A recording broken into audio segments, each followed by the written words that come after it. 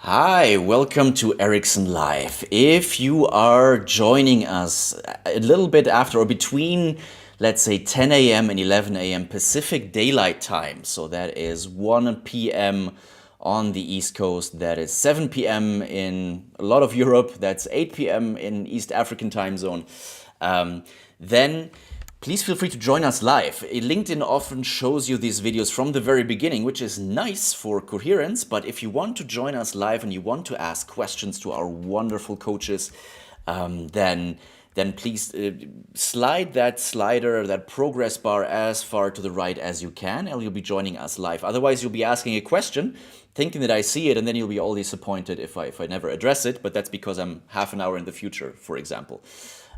So yes, please join us. Otherwise, if you watch this as a recording anytime, tomorrow, or if it's not Wednesday, then please still feel free to ask questions. We can still ask them in a written format, but we won't be able to address them live, obviously. All right, so with all of that said, stay tuned.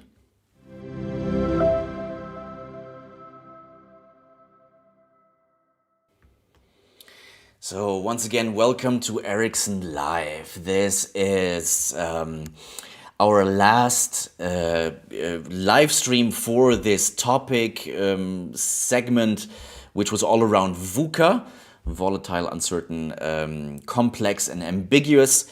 And what better way to deal with a VUCA world than to be confident? So today's panel is all around how to gain confidence, but also how to coach other people and inspire confidence in them. Because as you very well know, I hope by this point, coaching is action-oriented. It is project-based. It means it has a beginning and an end. And it is action-oriented. So we need to actually do something with all those wonderful insights that we have gained during a coaching conversation. And sometimes putting things to practice can be difficult. It requires a lot of confidence. So today we're addressing that so that all these wonderful insights that we have gained and uncovered can actually translate into actual change. And for that, we have an amazing panel gathered here today. We have Eric Bedell, we have Isilay Cabuk, and we have Melissa Calway. If I mispronounce your name, I'm so sorry. Please feel free to correct me later. And let's start with Isilay, actually. So let me introduce her real quick before I let her introduce herself a little bit more. So Isilay is truly multi-talented and multi-skilled with a diverse education and working background. She was always aware of her passion for inspiring change in people. Isilay's executive coaching business is preceded by 15 years of high-level managerial positions at Standard & Poor's Index and Standard & Poor's rating services, dealing with international companies and over 100 stock markets. That Wall Street experience puts her in a unique position to understand challenges and identify opportunities for the business leaders of today. Yeah, and it's truly kind of a high-stakes, high-pressure environment, Wall Street, so she's well-suited for that sort of client. Prior to her finance career, Isilay worked as a registered nurse, talk about high stakes, in the intensive coronary unit in the American hospital in Istanbul, Turkey, where her quick response and critical thinking skills were invaluable. Isilay's life philosophy is the way to inspire others is to be courageous enough to pursue your own dreams. So Isilay, your dream of being on Erickson Live is coming true today. Please, this topic of confidence, why is that important to you? How has that shown up in your life, in your truly very different work environments, and how does that show up when you work with your clients? Wow. First of all, thank you for having me, Fabian, and for a great introduction. Thank you. This is extremely important to me, both in my personal life and for my coaching business, helping my clients. Because basically what confidence is, it helps us to act on our values, regardless of how we feel. And I do get to work a lot of high performing clients, sometimes might be missing the confidence for some of the work they're dealing with. So this is an extremely important subject for me, as I said. For me, for instance, moving from nursing to finance, where do I find the confidence? Was I confident? How did that happen? So all these, that's the way how it showed up in my life, basically. So I am happy to be talking more about it after you introduce other colleagues here. Thank you.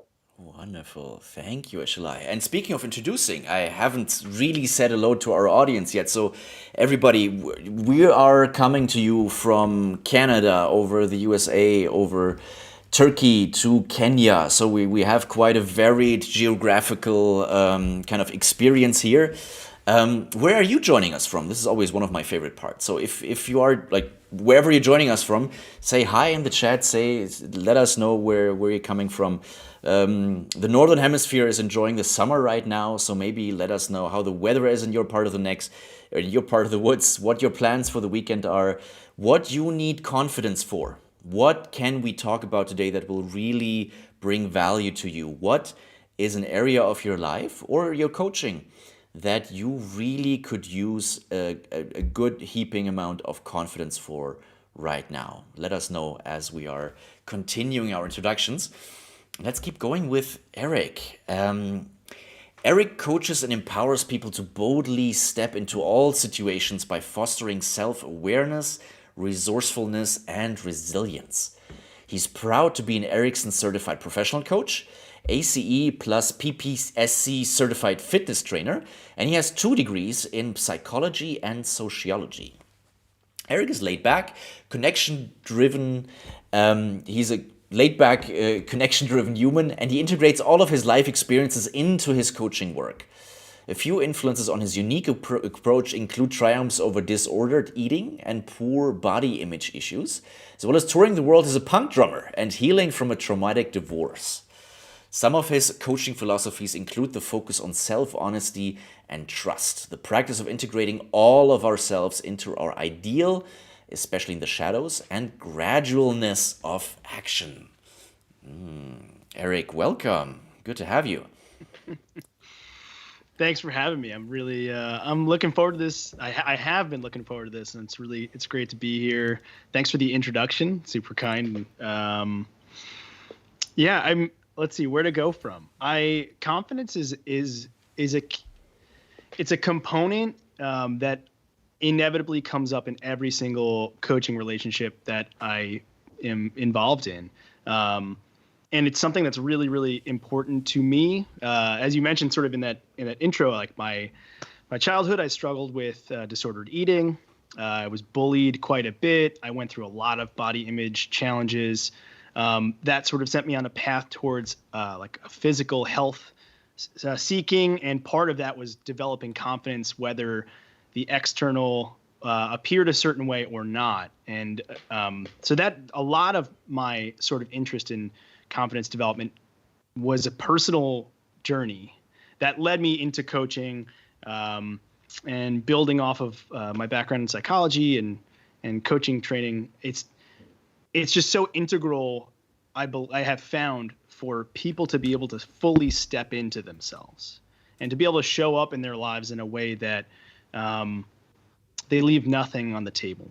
And it's, I don't know where else to go from there at this point, but I'm so curious to hear what Melissa has to share here also. So yeah, awesome. And not that I understand a lot about music, but as I understand, if you're the drummer, everybody's counting on you. Like literally, everybody is relying on you. Yeah. And if you're off, if you're somewhere else with your thoughts, everything goes down the river. So without question. Yeah. Very good observation. So I've been told. I don't know. I can't take credit. Okay, so we have some people from the audience chiming in that we have Tarlan from Azerbaijan. We have Robin from British Columbia in Canada. We have Christian from Grand Rapids, Michigan. We have Keith, and Keith is from the UK, so he particularly needs some confidence to talk about the weather. I've heard it hasn't been, it's notorious for not being ideal, let's say. And we have Arshad from Pakistan. So I love our international community. Welcome, everybody. Also interesting to see maybe how confidence even varies across kind of cultural kind of segments. So that might be something to get into. Okay, last but very much not least, Melissa is joining us. Melissa is a visionary and entrepreneur with a strong flair for execution. She has a vast and diverse background in leadership, management, sales, marketing, coaching, and consulting, team building, culture development, public speaking, training and development, as well as recruitment. After winning several awards for team building and most recently Distributor of the Year, as well as speaking and training leadership and team building in over 4 countries in her previous career as a network marketer, she was asked to speak in Las Vegas at a national leadership training conference to an audience of 10,000 business owners and entrepreneurs.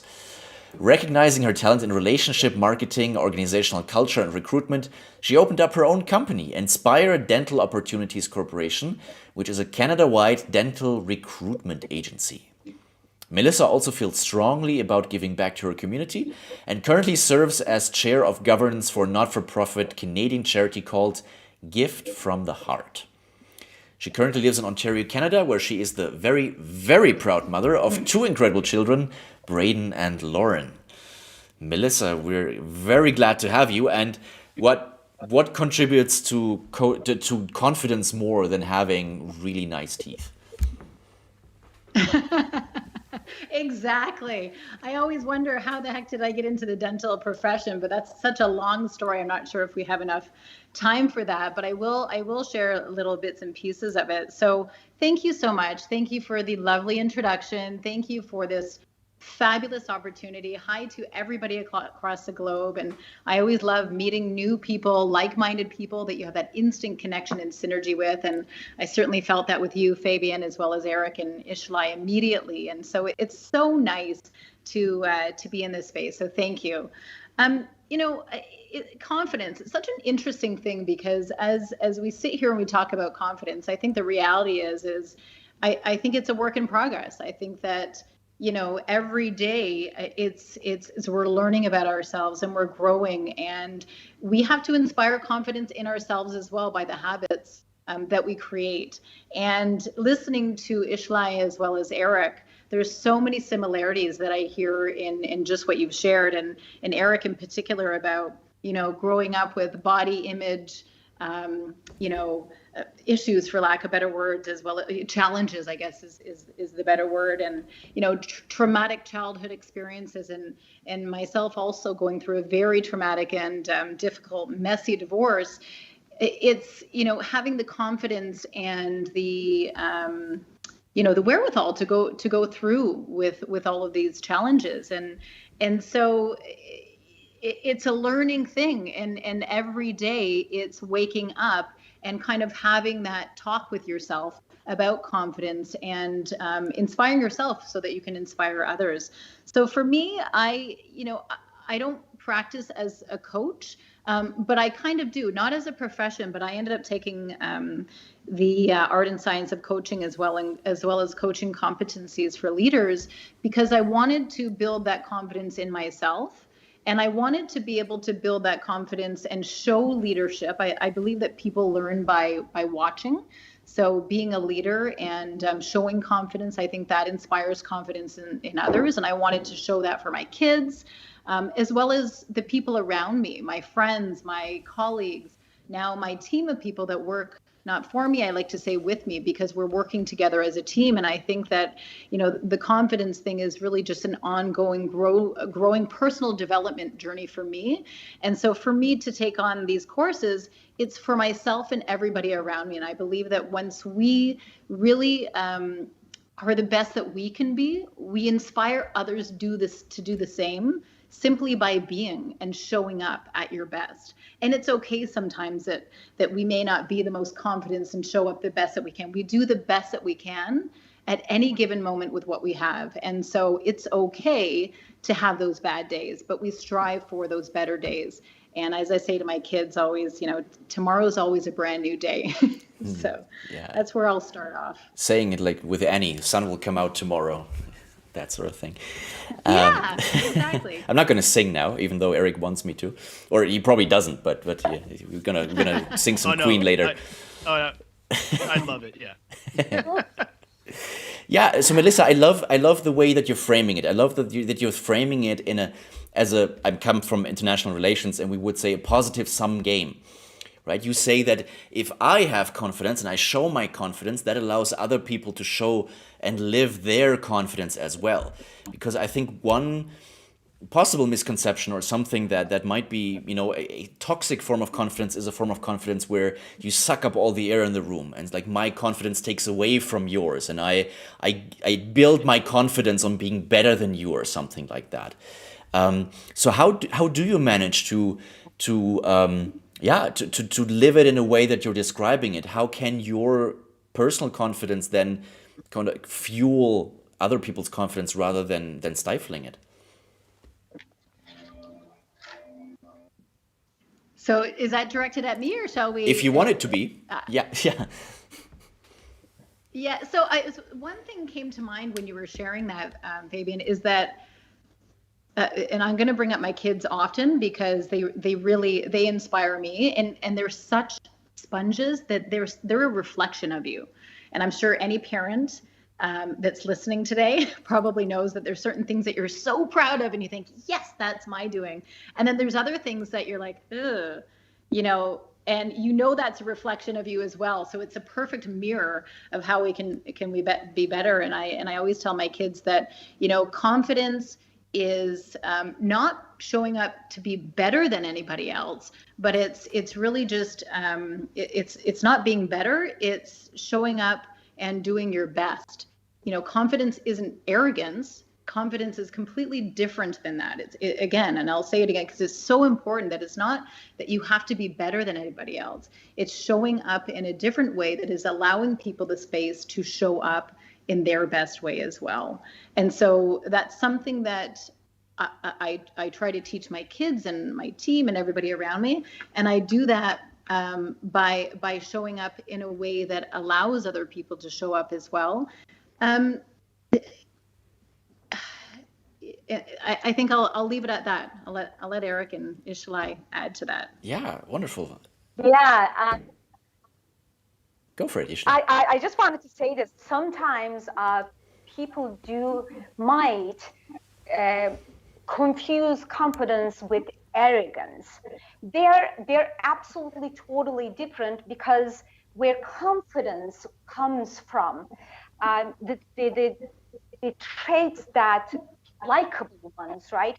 The hard working for common goods, being agreeable. Those are the things separates confidence from arrogance, and that shows up a lot actually. If I gain confidence, will I look arrogant?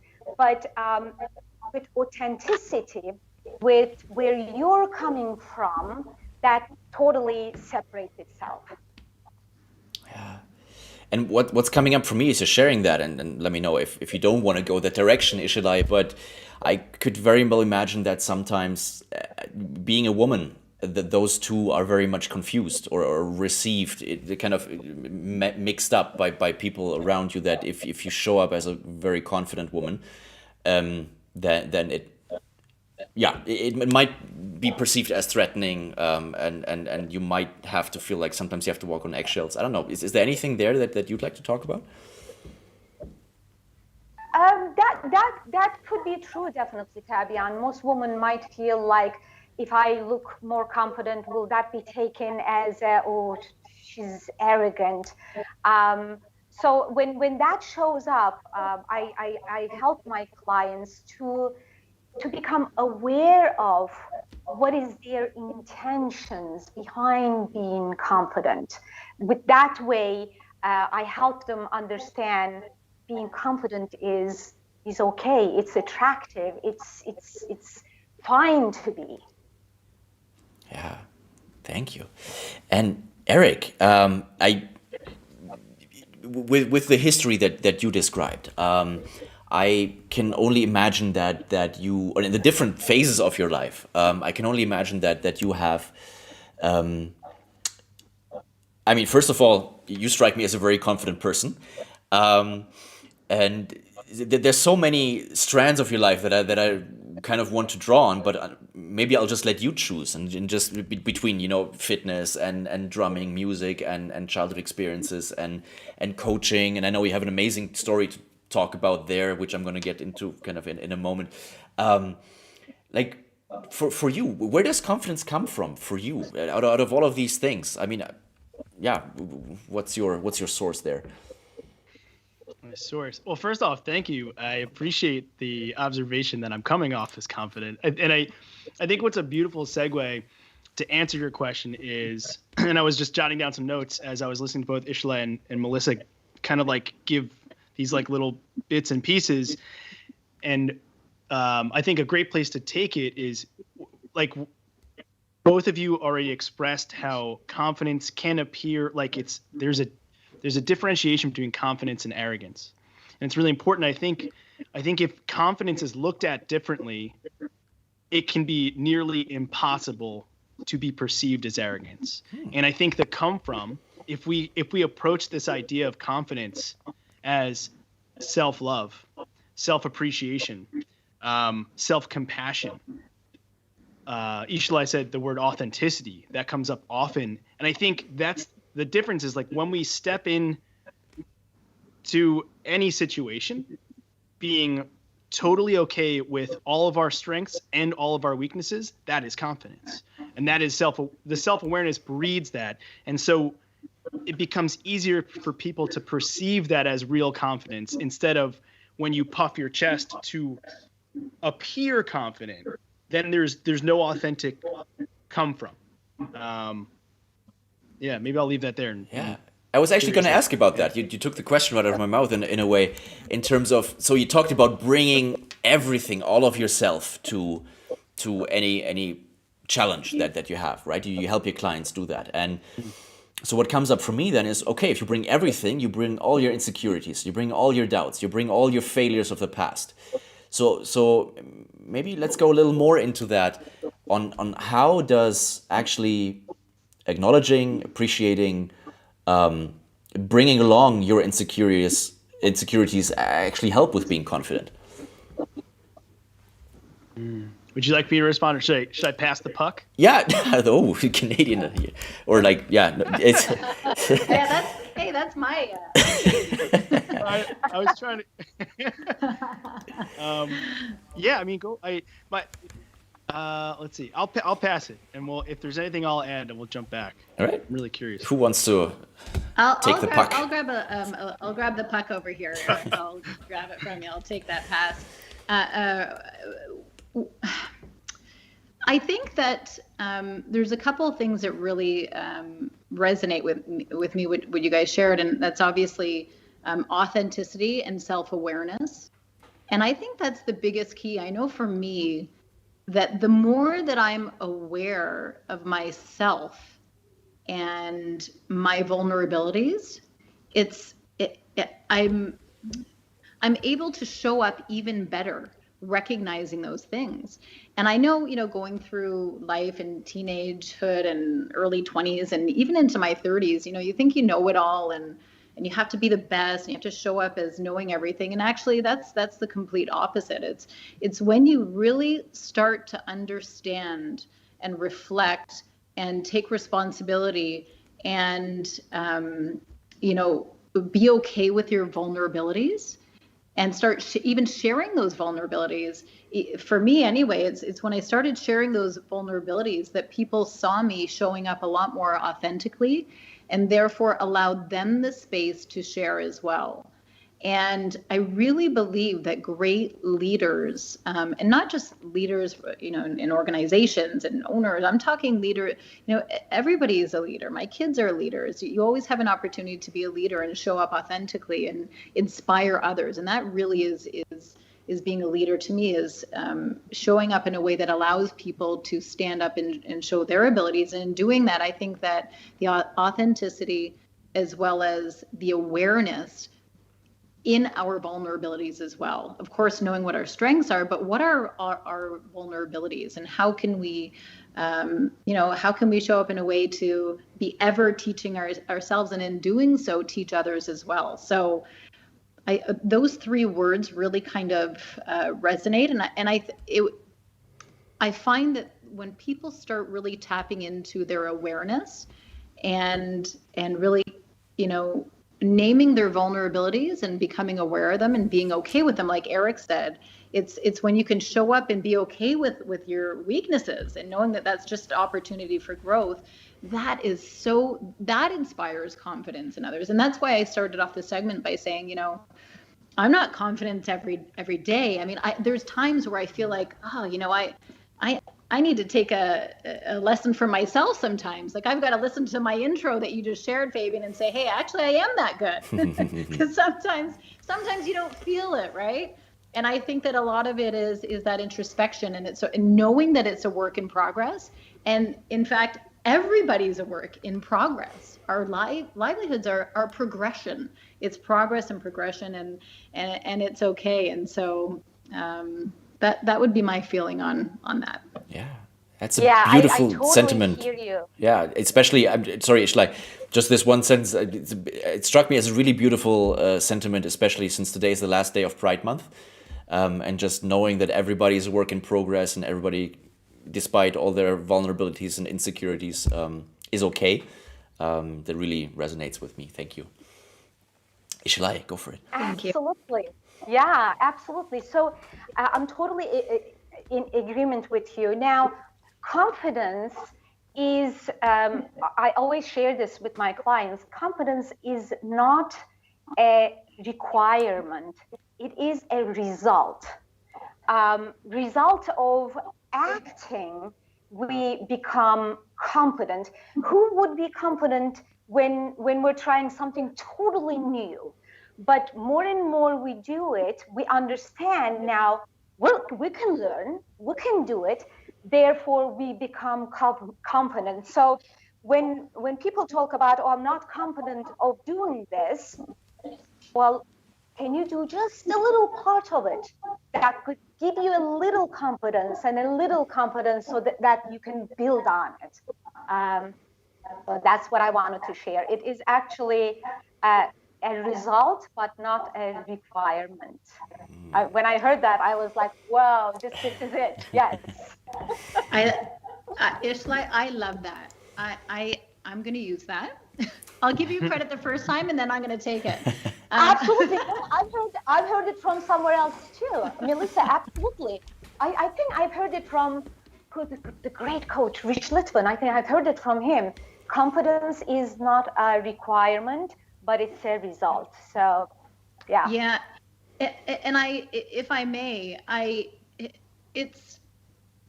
been trying to name that for a while, because a lot of people throughout my entire life have always kind of pegged me as, oh, you're so confident and you're so competent and you're so this and you show up this way. And I'm thinking, really, if you actually really knew how much, like, if you look at my childhood and if you really knew what's behind that, you may not think that. Or what I'm realizing is it's because of those things, my confidence is a result of overcoming all of those things. And like Eric, discussed earlier about, body images and, divorce and all these things that are perceived as negative, they're actually a beautiful teaching experience. And although there's been a lot of things in my life, and I'm sure everybody's life who's listening and on the panel, we have so many things that we've overcome. And in the overcoming is the beautiful growth and opportunity. And it's realizing that, I think, like you said, Isilay, is that the result is the confidence, knowing that, hey, you know what? You can be knocked down over and over and over and over and over and over and over again. And know that it's actually going to happen probably again and again and again. But each time you get up, you gain more confidence and even still more confidence. And in that confidence, you get even more confidence knowing that, hey, you know what? Anything that comes to me, I can handle it because I've been there. I've done that. I've seen it. I've overcome this. I've overcome that. It's when we insulate ourselves from from failure, that's when we don't gain confidence, because there's no contrast, right? In that contrast is clarity. In that contrast of having the opposite, you know what you do want when you experience what you don't want. So I love that. Thank you for sharing. Absolutely, my pleasure. Melissa, what you're saying reminds me of a metaphor that I sometimes share with clients of a great white shark. Great white shark, as far as I'm aware, have never been successfully kept in captivity because they need to constantly move in order to filter the oxygen out of the water. So if they stand still, they die. And if they keep moving, no matter what the current is and whatever, then they keep living and they thrive. So that's something like be like the shark and keep swimming, if you will, to steal a phrase from Disney, in order to grow and survive. And we have Beryl chiming in, Melissa, on something that you said earlier. Not sure exactly what she's referring to. I think it was about everybody's work in progress. And Beryl says, Melissa, this is what inspires me to teach emotional intelligence to dental practitioners and publishing my book on hypnodontics, which sounds fascinating. Oh. Yeah. And Milton Erickson We'll have to connect. was a hypnotherapist as well. So, yeah. Interesting. Yeah. And Beryl also says... Let's connect. Yeah. Beryl also says, kids are born confident until that's taken away from us. Instead of labeling ourselves and others, we are better to ask, what happened to you? So we are intrinsically confident. I have a 15-month-old, and the way that he keeps getting up and running and not a care in the world, and just, every step is a win. So I totally agree with that, Beryl. Okay, so talking about young ones, Isilay, I know that you love speaking, and you are especially passionate about speaking to college kids, and you've done quite a lot of that recently. And what's some of the gifts that you impart on them, maybe as how it relates to confidence and their development? Great questions, students.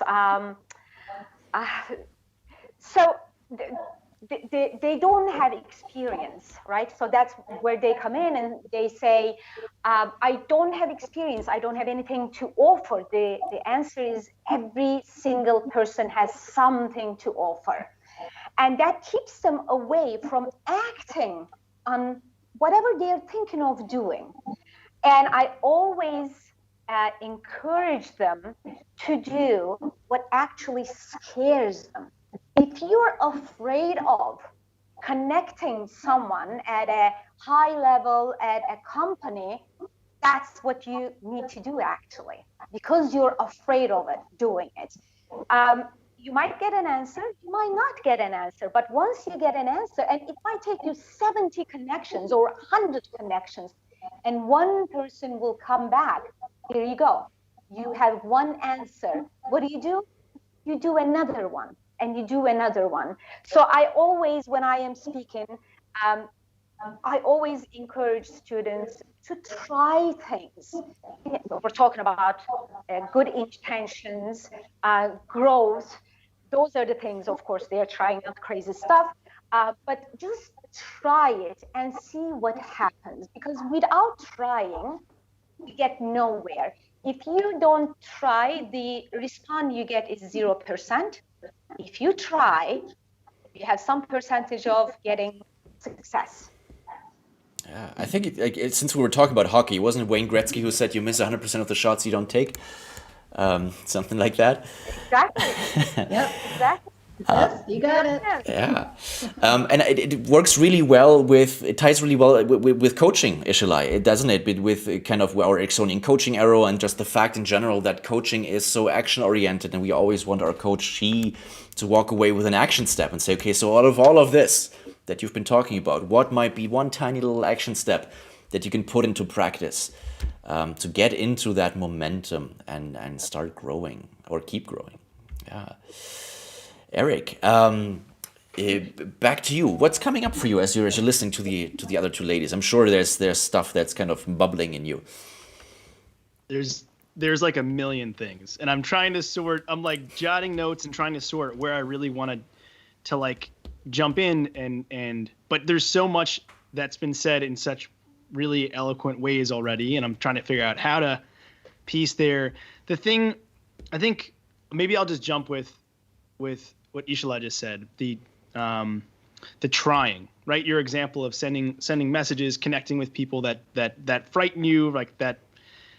The trying, it's something that comes up often for me in coaching, and I think hopefully I'll be able to connect it as well with the confidence is a result, because the way I always think about that is confidence is a byproduct. Same thing, not as beautiful as the as the requirement result one, but I'll run here. It's interesting to me in my experience and my as personal life and my coaching experience. The pure act of trying is what breeds the confidence. I think what keeps us from gaining confidence, confidence becomes put on a pedestal, and it's this thing that we need to achieve, and we need to have it before we can do anything else. And what I have found is actually, right, to go back to the confidence is the result, is it's not a prerequisite. That's not what you need to do to move forward. What you need to do is select something, an action, that by the pure completion of it will bring you closer to confidence. And I've found that the best way to do that is shrink the gap from taking this giant scary step to what's a step that's maybe, let's see, I'm trying to make a good analogy here. Instead of how can I jump off this cliff, it's how can I take one step down a stair? What is the absolute smallest incremental thing that you can do that leads you in that direction? Because that momentum is contagious and it just builds. And right, that's, I think, what breeds the confidence. And I think about gradual action is this mantra that I always speak to my clients, and I encourage them, because right, confidence is overcoming a fear. I think that's often how it shows up. But if the fear is too big, it's hard to get moving. And so creating the smallest movement puts us on that path. And that was really coming up for me as you were talking about trying. And yeah, there's some other things that are popping up, but I want to leave some room here because maybe they'll circle back, and we'll have some synchronicity moments here anyway. I'm sure. So. Yeah, and we actually have a discussion going on in the chat where Beryl was saying that Yoda said do it or don't do it, but there is no try. And maybe coming off of that, Keith is wondering, panel, would you say that the word try implies failure? Who has some thoughts on that? Does it automatically mean failure? And is failure a bad thing? Maybe we can add that to the question. Yeah, that's a wonderful question. Failure, I cross it out and replace it with learning. If something didn't work, is it a failure, or do I learn from it and I do it in a different way next time? It's just all becoming aware of it, because the idea is if I think of it as a failure, I'm going to stop. It's never a failure. It's never a mistake. It's always a learning. That's what I say. I say something similar as well, and it comes from professor and author Carol Dweck in the positive mindset frame, and she says yes. So if somebody says I can't do it, I say it to my kids and friends always, is yet. Put a yet at the end of it. So I can't yet, right? And it's I want to get back to what Eric said about momentum, and momentum is such a spectacular thing when things gain speed, whether it be, we're talking about a train moving at, several hundred miles per hour, and it kind of, it's like our self-talk, and it's as if we have positive self-talk and if we have positive thoughts, without getting too, hokey in the whole positive thought thing, but genuinely, it's such a powerful thing that when you start being aware and becoming aware of how you talk to yourself and what are the things that you're saying to yourself, that momentum takes hold. So if you have a positive thought and you have those positive being confident as a result of those actions, and you have that positive in your mind, it will just keep building and building. And, it's like meeting those people that's like, everything just happens so fabulous for them. Everything works out for them. Well, there's a reason for that. It's the momentum and that attraction, that law of attraction that has already taken place. And you're right, it happens to them and will continue to happen because of their thought process. And on the flip side, if we have this negative, and we all get into it, even all the positive people out there, we have those days where you have that negative self-talk, usually first thing in the morning or later on in the day, and you think about something, and then you keep thinking about things, and you start pulling out other things that help to support that negativity that you have, and then all of a sudden it's taken over and your heart's racing and you're getting upset about something that probably happened last week or last year or even years ago. But we have effectively given that momentum ourselves, all ourselves, because of our self-talk. So sometimes just catching that could be the first step. It could be just catching that negative self-talk and maybe thinking, when we witness something, how do we perceive it? Are we judging it? Are we observing? Are we aware? Is it, taking that step of awareness is so important, because that momentum will take off in whatever energy you give it, whether it be positive or negative, and having that awareness, I think, is first step. And there's another quote that I use all the time, and it's, in order to be great at anything, you've got to be good. In order to be good at anything, you've got to be bad. And in order to be bad at anything, you just have to start. God. Right? Doesn't that take Love the it. pressure off? Doesn't it take the pressure off? And Yeah. you just, what? I gotta be really bad. There was this time my kids were nervous to go out door to door for charities, and they came back all upset because people were kind of closing their doors on them. And I said, guys, go for no. Go out, and there's a book on this. Go for no. Go out, knock on those doors with confidence knowing that you're going to get no's. Go collect the no's. And it was funny because the next one they came running back to me and they're like, Mom, I got a yes. And it's because they just didn't have that fear of rejection, because it just didn't matter anymore. It didn't matter anymore. So that's always been a powerful quote for me. Yeah, lovely. Thank you for sharing that. Maybe some feedback from the audience. So Keith says, nice answers, panel, I agree. Andrea says, try implies courage. I think that is very much in line with what you guys were saying. Beryl says, to try stops you from seeing yourself doing it. Kind of talk and feeling becomes trying instead of actually doing it. So I think that's a kind of, if you kind of tell yourself, oh, I'm trying, but you're kind of not being completely honest to yourselves, is kind of what I'm reading into it.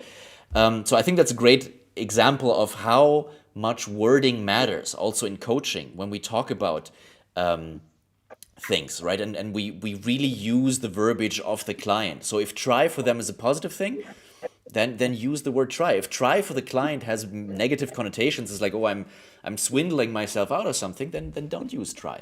And it can be so fascinating to talk to people around. So what does this word mean to you? And have a whole conversation around that.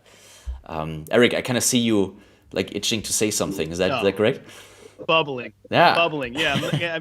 I like that question doubled with a statement Melissa made, which was, I can't do it yet. Recalling that is it, I think it ties back into kind of what I was saying before about gradual action. Like when someone says, I can't do it yet, I think a great play, or I can't do it, you add, I can't do it yet. And then an even more empowering thing that I think is like really fun to play with is like, well, great. What can you do? What can you do? Reminding people that actually confidence exists all of the time. There is no place to achieve it. There's no missing thing. It's there when you acknowledge that actually there are things I can take. And this is in response to that question as well. There are things that I'm not going to try. There are things I can take action on right now. Right. A great place a good example I use because I have spent so much time in like the health and fitness world is, okay, let's say we're talking about jogging a mile. Okay, well, I can't jog a mile yet. I can't prepare for this. Okay, what can you do? How can you use your feet to move in the direction that will, through repeated practice, persistence and dedication to whatever that goal is. Right? Today, I can walk 8 steps. Tomorrow, perhaps I can walk 10. And I'm setting the goal so damn small that it's impossible for you not to do it. Impossible not to. Like, there's no way I can't walk 10 steps today. Right? And it's individual. It's unique for every person. And finding that little bit where they can go, oh, 100% I can do this. That's confidence. You don't need to wait for it. It exists in that moment. It's finding it. And then, again, back to Melissa, that momentum will grow and build. So, yeah, I was just very excited to jump in there. Yeah, awesome. And since we're all about the pop culture references today, what was coming up for me was Forrest Gump. So I just ran to the mailbox, and I just ran to the end of the street, then I ran to the edge of town, and then he ends up running for 3 years. Amazing how that goes. So we have an amazing comment by Nadezhda, which we might need to peel back a little bit. I'm really curious what you guys have to say. So she's saying, conscious confidence is an enemy to genuine curiosity. Genuine curiosity is leading to innate confidence. What would you say about that, is her question. So she's differentiating between conscious confidence and innate confidence. I haven't encountered that yet before. And Nadia, feel free to write more about that if you kind of want to explain a little more. We definitely have to have you on in the future as well anyway. So should we leave it as a contribution, or is anybody who kind of wants to jump on that that's stirring something in you? I'll take a quick stab. Or Melissa, go ahead. No, you go for it, Eric. I'll add. I just have a little piece to add to that. Okay. Yeah, if I'm hearing that correctly, differentiating between innate confidence and conscious confidence. If I'm hearing that, or this is how I'm hearing that, is conscious confidence is the place that we want to go. It's the place that we aim to be. Innate confidence is a place that is. It's the place that we are currently and can always find. And that's kind of what I was like poking at before with, where can you find confidence in this moment? Is it 8 steps? Is it 10 steps? Is it drafting the email to the person that you'd like to reach? And then looking at the email tomorrow. That to me is coming from a place of innate confidence that can lead to conscious confidence. Through the practice of it, maybe we can come back and become aware of, oh, wow, I did this. The reflection, the recognition maybe breeds conscious confidence. I don't know. That's my stab. So curious what, Melissa, you're going to add, and Isilay, yeah, would love to hear. So it seems like we're kind of on the same wavelength there, Eric, where what came up for me, and I've been looking at these 2 words, I wrote it down, conscious confidence and innate confidence.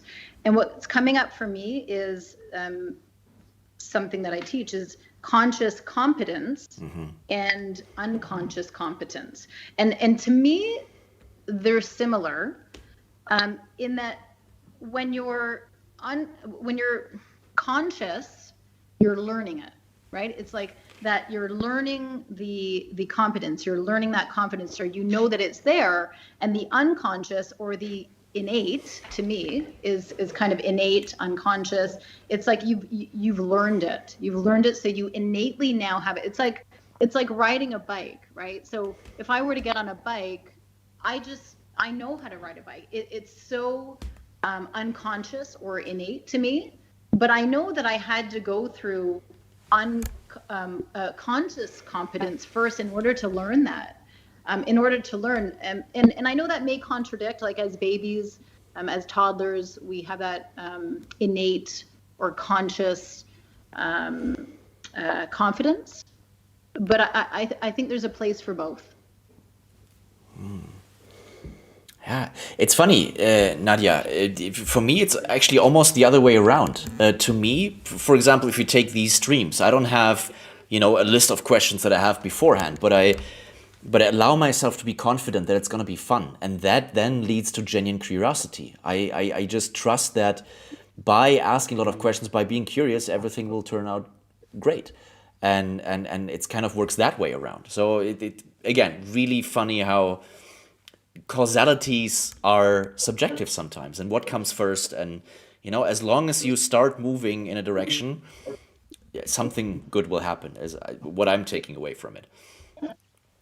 Yeah, I totally agree with you, Fabian. Yes, being curious, of course, is extremely important, because when we are curious, we're open to learning.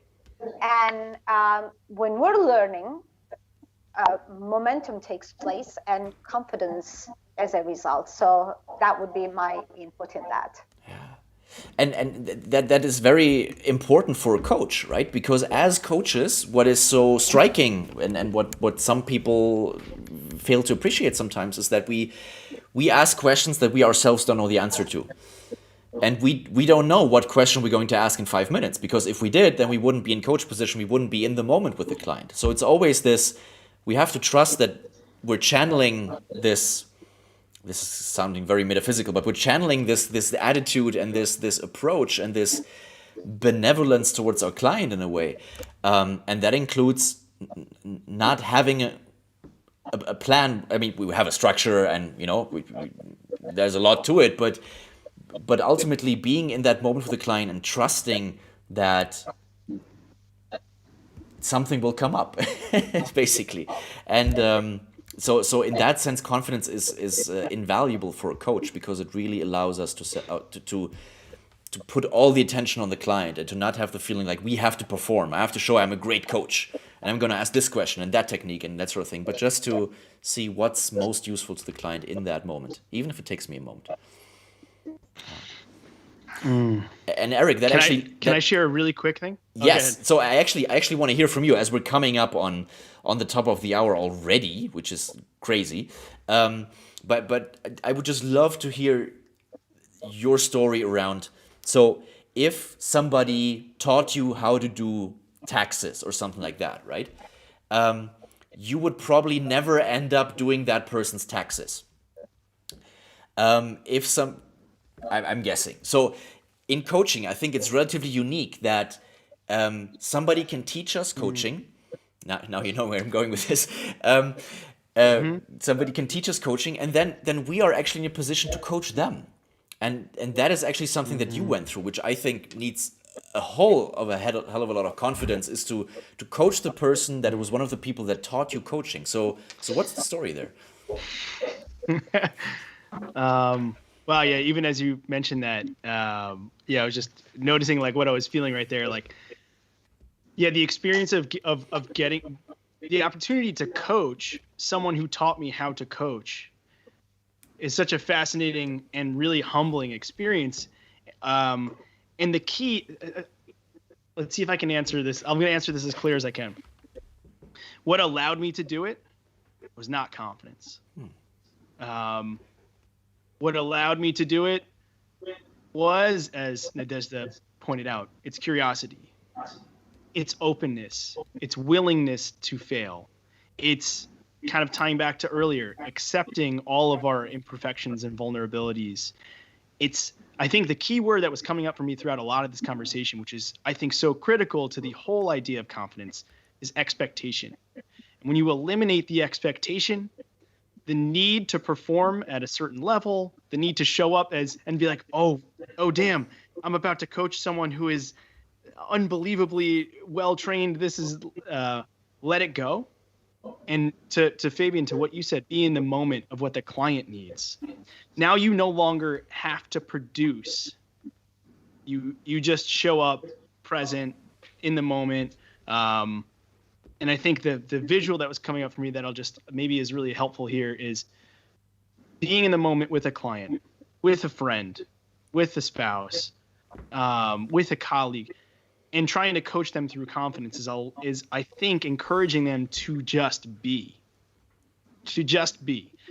in that present moment. If you can just be, right, embodying all of this, like, and again, we're touching on all these beautiful, like, little metaphysical things and the woo-woo and the whatever else, the duality that exists. You mentioned in the moment, I think about flow. It's fitting. I'm on a family vacation in North Carolina at the beach. The ocean is a beautiful representation of flow. There is a wave crest and a trough, and neither can exist without the other. And if we allow that to just be, we are waves, we have beautiful high points and low points, and without either one, we can't exist. That's confidence. That's the way to move forward, I think. There it is. I'll just leave it. Yeah. And that's what sound is, what music is waves, right? And harmony doesn't mean the same tone all the time, but harmony is a combination of different. I'm lacking the vocabulary here, but of different kind of notes. That brings harmony, not the same note over and over. And the other thing that just really quickly, the music little bit, I think that's really important is, as powerful as sound is, the absence of sound is what allows sound to be so powerful, right? And when a band creates a song right before they go into the chorus, there's a cut, right, to build anticipation, and that emptiness, that lack, is what allows the chorus to sing, so to speak. Yeah, we could riff on this, I think. Oh yeah, and that feeds back into coaching, right? Because silence can be very powerful. It can be the most powerful question of all. If you just don't say anything and let the client kind of fill that silence. Yeah, and Nicole is saying that waves reminds her of Pat. This is for all the Ericksonian people. Pat is a coach trainer who is no longer with us. She was the person who got me into Erickson, basically, because I took experienced coach training online with her, and I was all ready to make an Excel sheet and to compare and pricing and whatever, and she gave that training, and I knew I was home. Honestly, it was really, really powerful. So thank you, Nicole, for helping me or us remember Pat that way. Yeah, so we're coming so close. I really don't want to stop, honestly, guys, because I'm having a lot of fun. One more comment from the chat. Deborah is saying, this is also making me think of how Adam Grant talks about the emerging research around confident humility. The combination of trusting that you can figure it out with the knowledge that you may need to and can continue to add to and refine your toolbox through learning. And everybody, if you like this conversation, I think you'll also love Adam Grant's podcast. It's called Work Life. Amazing. Go find it wherever you find podcasts. There's a lot of amazing insight there. So, guys, I'd love to give everybody the word one more time, just to see, what's kind of your synthesis. What is something that you want to leave people with, either underlining something that we've mentioned, or maybe bringing in something that we didn't get a chance to mention yet. What would you like people to take away from this? What is your what would you like to leave people on? And whoever feels called to start can start. Yeah, so as I said, if the competence is the ability to act on our values regardless of how we feel, so I am just going to invite everyone here to think about the competence as a result of what they do for what they value. That's how I want to leave this. Yeah, what do you value? And then start from there. If you already have that, if you can amplify that and bring that in, what does that? How would you approach things then? Yeah. Thank you, Isilay. Melissa, would you like to go next? Yeah, my goodness, I'm with you, Fabian, that I could chat with you guys all day, it seems. We'll have to do this again, either formally or informally, for sure. And again, in that, I guess it takes confidence to sit on a panel where you've never met anybody, but know that it's going to work out, right? We just met each other, Eric and Isilay, an hour ago, and I feel like we've known each other forever, I guess, because we share a lot of the same values. And there's two things that are coming up that I would love to talk more about, but won't today because of time. But number one is decision. That's one word that we didn't really touch on is actually making a decision, a lot of times just making that decision. We talked about, the word try and trying this and can't do this yet. I think a lot of times it's make a decision. And if you can make a decision, it's easy from there. Sometimes we contemplate the decisions in our lives and we're unsure and we're not confident in the decision. It's almost when you make that decision, it's easy from there. So making a decision, I think, is really important in whatever it is. We're making decisions every day, and every decision we build more confidence. And then secondly is vulnerabilities, knowing that we all have them, and perhaps embracing them as a wonderful tool that is helping to guide us in the direction of exactly where we need to be. Love it. Thank you, Melissa. And Eric, what do you want to leave people with today? The thing that's coming up for me is that if whomever is watching this, you likely tuned in for a reason. There is some particular area of your life that you would like to achieve some confidence in, or encourage someone else to feel confident in. And I think the thing that comes up for me that seems most perfect to share here is just on the path, that the direction you want to go, the area you're looking to feel it, to experience it, to become more confident. The best way to get there is by taking action, is by doing it. Choose the absolute damn smallest thing that you can do today. That's a little uncomfortable, perhaps, something you haven't done, but know you could if you just spent 5 minutes. I just encourage you to do that and notice like how you feel, what comes up, and what differences you notice once you take that small action. That's actually an amazing transition to what I was going to say next. Thank you, Eric. So first of all, everybody, thank you so much for being here, obviously on the panel, but also in the audience. Feel free to drop a thank you for the panel, and also maybe let them know what was most valuable for you today. What are you taking away? What have you as the audience created for yourself by being here today? Let us know. We're really curious around that.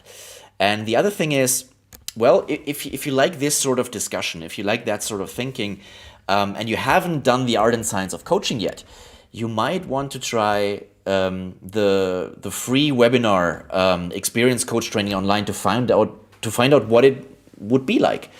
So I mentioned before, I did it and I fell head over heel in love with it. And not saying that's guaranteed to happen to you, but it's a really amazing value-packed webinar where it's not about just trying to sell you things, but we actually do basically a session from the course and let you really go into breakouts. We have a practical coaching demonstration. So there's a lot to be gained from that, even if you then don't continue to do coach training or you do coach training with another school. We'd still love to have known you and to have had a tiny little step along the coaching journey with you, because it's great to just hear from different practices, and we just love to get in touch with as many aspiring coaches as possible.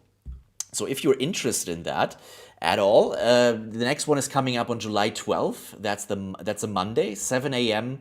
to 9:15 a.m. Pacific Daylight Time. So that would be 10 a.m. Eastern Time. And what would that be? 4 o'clock in Europe, 4 p.m.